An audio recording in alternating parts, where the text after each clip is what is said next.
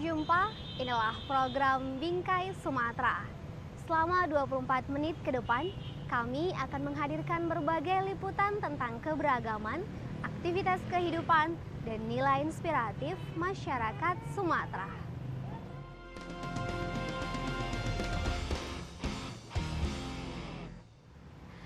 Prayogo seorang mahasiswa dari Kota Medan yang aktif mengisi waktu luangnya dengan berbagai kegiatan sosial. Selain sibuk mengasah ilmu pengetahuan dengan memandu berbagai acara seminar dan pelatihan, Prayogo secara khusus juga meluangkan waktunya untuk mengasah hati di berbagai yayasan sosial. Ia memimpin kaum muda di Yayasan Buddha Seci yang biasa dipanggil dengan nama Secing. Berorganisasi di yayasan sosial memberikan banyak pelajaran berharga yang berguna untuk masa depannya. Nama saya Prayogo, usia saya 21 tahun. Saya adalah mahasiswa Fakultas Hukum di Universitas Islam Sumatera Utara. Dan kegiatan saya di luar dari Jawa kuliah adalah sebagai relawan muda-mudi Ceci atau yang disebut juga dengan Cecing.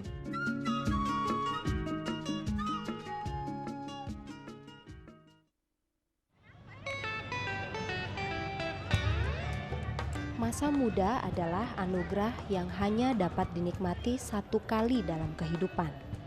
Masa ini biasanya dimanfaatkan para pemuda untuk mengembangkan potensi serta kekuatan diri untuk meraih berbagai harapan. Bagi Prayogo, masa muda harus diisi dengan berbagai kebaikan. Pemuda berusia 21 tahun yang sedang belajar di Fakultas Hukum Universitas Islam Sumatera Utara ini dikenal aktif dalam berbagai organisasi. Di kampus, Prayogo adalah penggiat komunitas peradilan semu. Dia kerap membawakan diskusi menyangkut permasalahan hukum yang sedang hangat dibicarakan. Prayogo juga dikenal cakap dalam memandu berbagai acara. Tidak hanya aktif di kampusnya saja, Prayogo juga kerap melakukan berbagai kegiatan sosial. Yugo adalah relawan remaja atau biasa disebut Secing di Yayasan Sosial Buddha Seci Medan. Dia bergabung di Buddha Seci sejak tahun 2008. Pada tahun 2010, Yugo dipercaya untuk menjadi ketua muda-mudi Seci Medan.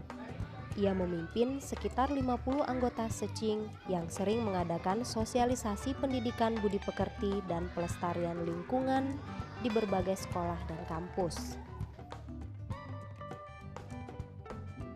Yugo itu orangnya kreatif, peduli sosial, peduli dengan kawan-kawannya yang sedang membutuhkan segala nasihatnya, dorongan akademis, karena memang Yugo ini setahu saya orangnya tekun, rajin, dan memang benar-benar ingin menyelesaikan cita-citanya sesuai dengan bidang ilmu yang sedang digelutinya sekarang, yaitu bidang ilmu hukum. Para dosen sangat bangga dengan sosok Yugo yang senantiasa selalu peduli dengan segala kepentingan hukum di tengah-tengah masyarakat kita. Selama menjadi relawan Secing, kemampuan berbicara di depan umum serta kepemimpinannya semakin terasah. Sumbangsi Buddha Seci dalam meringankan penderitaan orang lain telah membentuk Yugo menjadi pribadi yang peduli dengan sesama. Ikut Ceci itu sudah dari 2008 dan pertama kali memang di Ceci Medan belum ada yang namanya Cecing. Nah, oleh sebab itu pada tahun 2010 saya diminta untuk membuka relawan Cecing yang pertama di Medan. Nah, jadi sampai sekarang saya juga tetap menjadi relawan Cecing.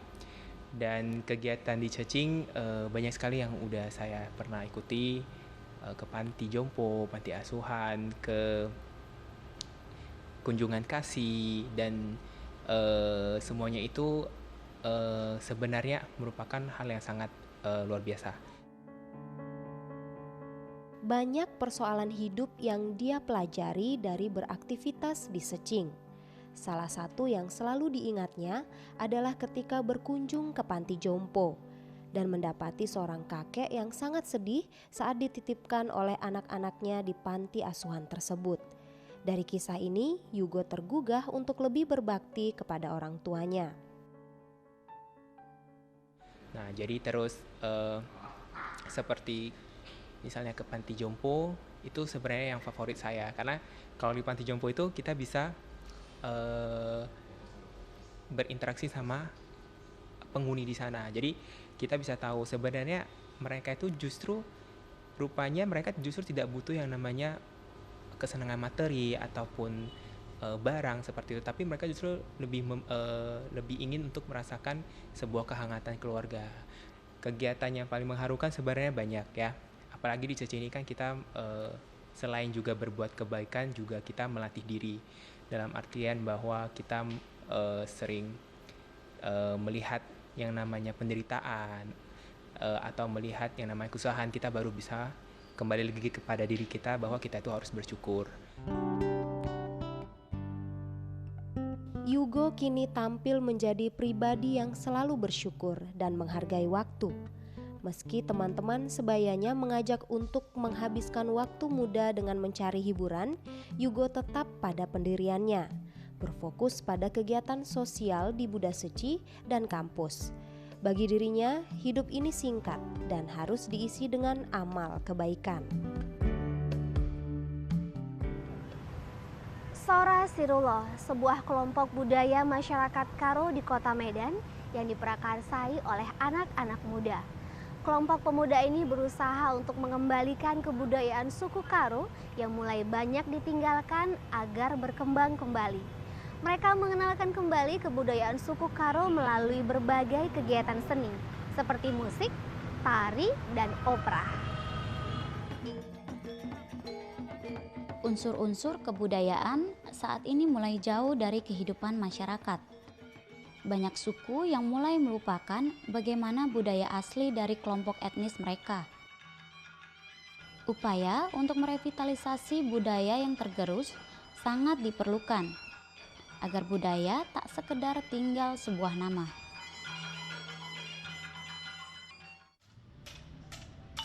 Di Medan, sekelompok pemuda berusaha untuk mengembalikan budaya mereka melalui berbagai kegiatan. Sora Siruloh, komunitas yang lahir karena keprihatinan terhadap tergerusnya budaya suku Karo ini, kini mengenalkan kembali budaya Karo melalui kegiatan seni. Sanggar seni ini mengawali gerakannya dari menerbitkan media Karo pada tahun 2006. Kemudian di tahun 2008 kita mulai terlibat dalam revitalisasi musik tradisi oleh sebuah lembaga internasional. Tapi kemudian proyek itu tiba-tiba terhenti dan karena kita sudah terlanjur terlibat di situ, mencari cara lain bagaimana revitalisasi itu dapat berlanjut terus ya. Dan itu kami wadahi dalam Sora Siruloh ini melalui Sanggar Seni Siruloh. Sora Siruloh merevitalisasi budaya dengan menggiatkan kembali seni tari dan musik tradisional Karo. Tarian dan musik tradisional Karo merupakan bagian dari budaya yang telah membentuk kehidupan masyarakat Karo. Untuk tarian, kelompok budaya Sora Siruloh benar-benar menampilkan tarian suku Karo yang asli, yang bukan hanya memperhatikan musik dan gerakan, tapi juga busana tradisional. Itu sebabnya dalam latihan ini mereka tetap menggunakan kain. Berbagai alat musik tradisional Karo seperti keteng-keteng, penganak, dan kulcapi dilatih penguasaannya kepada para pemuda di sanggar ini. Alat-alat musik ini merupakan alat musik tradisional Karo yang mempunyai makna filosofis tersendiri dan harus dilestarikan jika tidak ingin hilang di ujung zaman. Kulcapi merupakan salah satu alat musik tradisi Karo yang pada umumnya di zaman dahulu digunakan untuk acara-acara ritual tradisional Karo. Dan pada sekarang ini digunakan juga untuk pertunjukan-pertunjukan seni tradisi Karo. Sora Sirulo bukan hanya menampilkan kegiatan seni suku Karo di kota-kota saja. Kelompok pemuda ini juga menyusuri desa-desa untuk kembali mengenalkan tarian dan musik tradisional Karo kepada masyarakat yang mulai melupakan budaya daerahnya.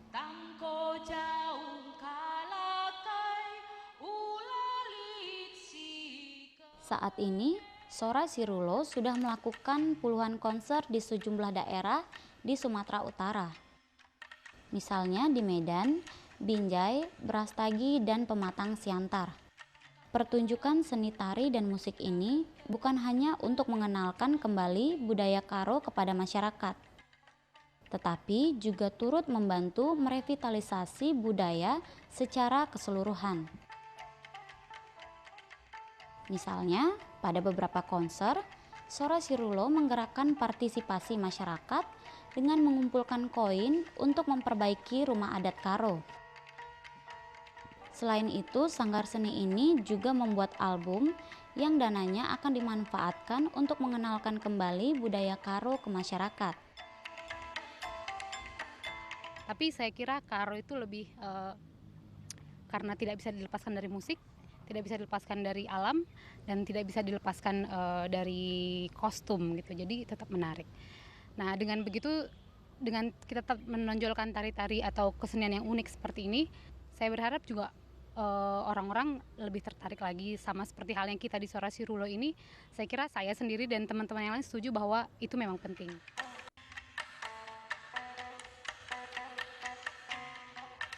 Mencintai budaya sendiri adalah salah satu cara untuk membuat budaya itu tetap ada di tengah kita. Upaya Sanggar Sora Sirulo melestarikan budaya Karo melalui pertunjukan seni diharapkan dapat memicu semangat para pemuda untuk mencintai budayanya sendiri. Kesenian tradisi wajib dipelihara demi menjaga identitas bangsa sebagai warisan bagi generasi bangsa.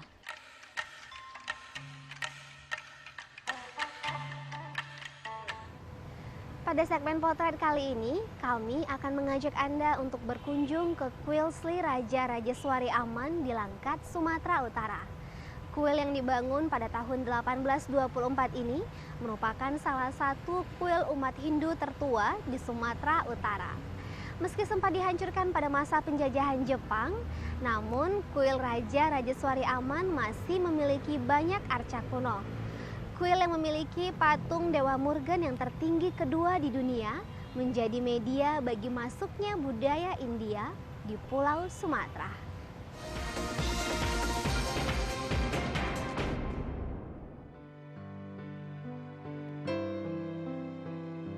Pada awal abad ke-19, wilayah pantai timur Sumatera merupakan kawasan yang sangat penting di Hindia Belanda. Posisi geografis maupun topografisnya menjadi potensi dalam pengembangan perkebunan di Sumatera Timur. Satu persatu, wilayah di Sumatera Timur dikembangkan oleh kolonial menjadi daerah perkebunan.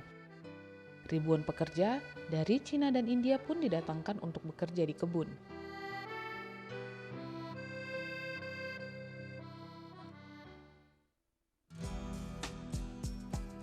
Sisa-sisa peninggalan kejayaan perkebunan Sumatera Timur masih dapat dilihat hingga kini. Wilayah Sumatera Timur yang kini menjadi bagian Sumatera Utara masih dipenuhi oleh sejumlah perkebunan. Di Kabupaten Langkat, bangunan sejarah yang menisahkan keberadaan para buruh perkebunan di masa kolonialisme juga masih terlihat. Bangunan ini dulunya dibangun sebagai tempat ibadah bagi para buruh India yang bekerja di perkebunan ini.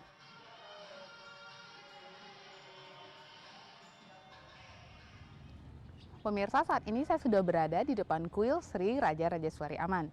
Kuil ini dibangun pada tahun 1824 pada masa invasi Inggris di Indonesia.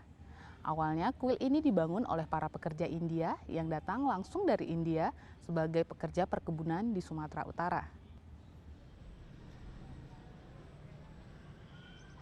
Bangsa India terkenal dengan tingginya rasa cinta terhadap budaya asli yang mereka miliki.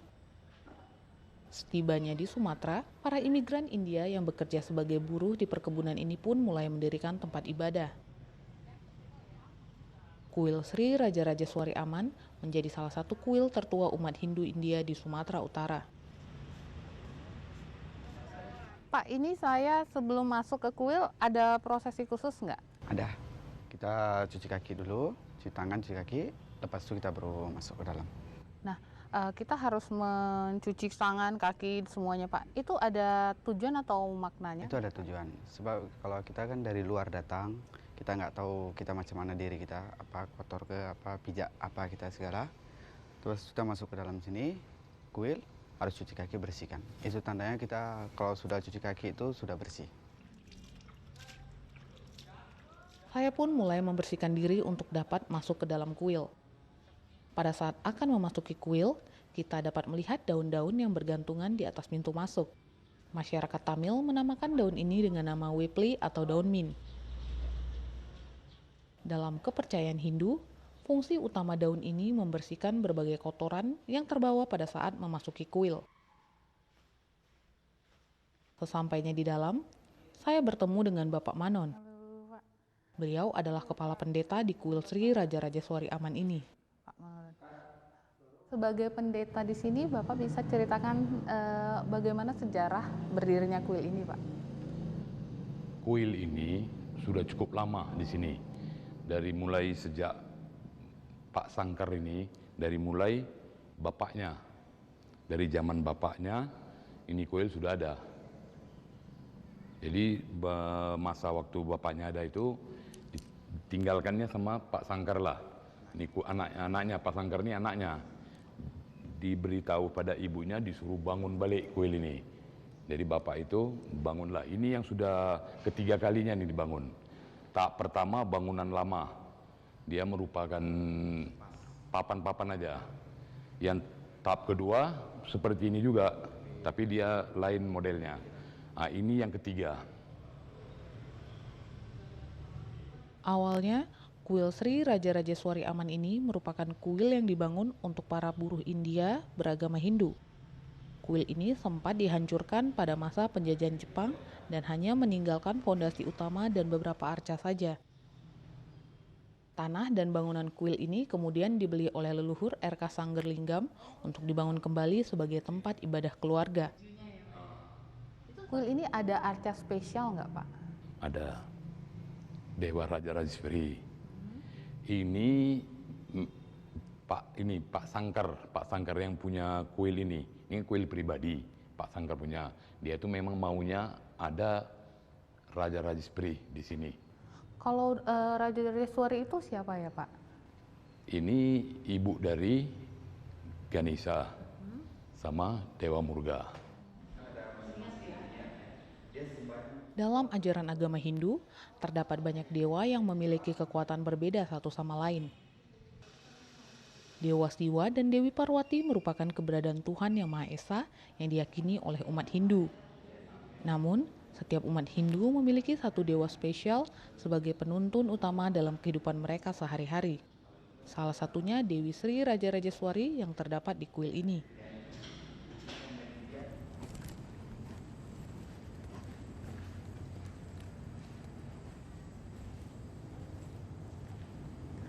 Pemirsa, sumur ini adalah sumur yang spesial. Air dari sumur ini berasal dari 27 air sumur di 27 kuil di India. Air di sumur ini digunakan sebagai air untuk memandikan para dewi dan dewa di kuil ini.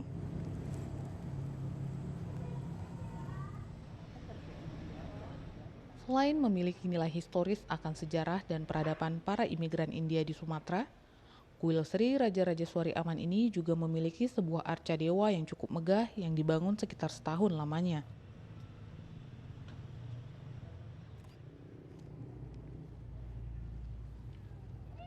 Di belakang saya ini adalah arca Dewa Murgan yang merupakan anak dari Dewi Sri Raja Rajaswari. Arca ini memiliki ketinggian sekitar 18 meter dan arca ini sendiri dibangun oleh arsitek yang langsung didatangkan dari India.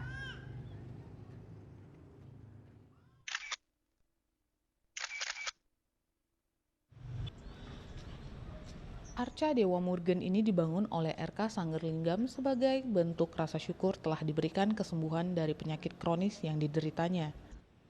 Arca ini merupakan arca Dewa Murugan tertinggi kedua di dunia. Keberadaan arca ini juga turut mengundang kehadiran para pengunjung untuk datang ke kuil ini. Halo Bang, saya Roro Dadaai. Iya.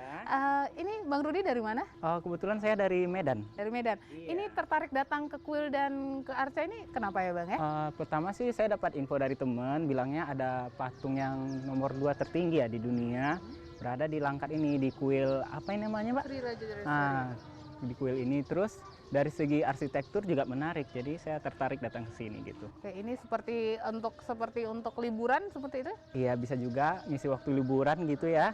Jadi tempatnya bisa jadikan referensi juga buat orang-orang untuk datang ke sini gitu. Oke. Dari atas kuil, kita dapat melihat kemajemukan agama saling bertoleransi di sini. Meskipun wilayah di sekitar kuil didiami masyarakat yang mayoritas beragama Muslim, namun hal ini tidak pernah memicu konflik sekalipun. Menjelang malam, para pendeta di kuil ini mulai melakukan prosesi pemujaan kepada para dewa dan dewi. Pemujaan ini biasa disebut kegiatan puja yang dilakukan selama 30 menit setiap harinya.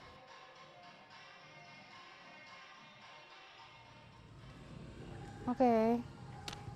Terima kasih Bapak. Nah pemirsa, ini adalah salah satu bentuk penghormatan dari pendeta di kuil ini kepada tamu kehormatan. Bapak, saya permisi ya. Permisi. Permisi adik.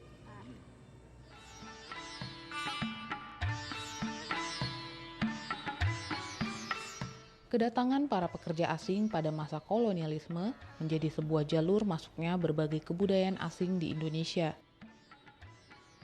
Budaya ini kemudian diadaptasi dan menjadi bagian dari kekayaan budaya Indonesia, termasuk kuil Sri Raja Rajaswari Aman ini. Keberadaan kuil ini menjadi salah satu bukti masuknya budaya India di tanah Sumatera. Seluruh tayangan Bingkai Sumatera telah kami hadirkan ke hadapan Anda. Saya Malidayani Lubis beserta kru Bingkai Sumatera mengucapkan terima kasih atas kebersamaannya. Lengkapilah hidup Anda dengan bingkai kebaikan. Sampai jumpa.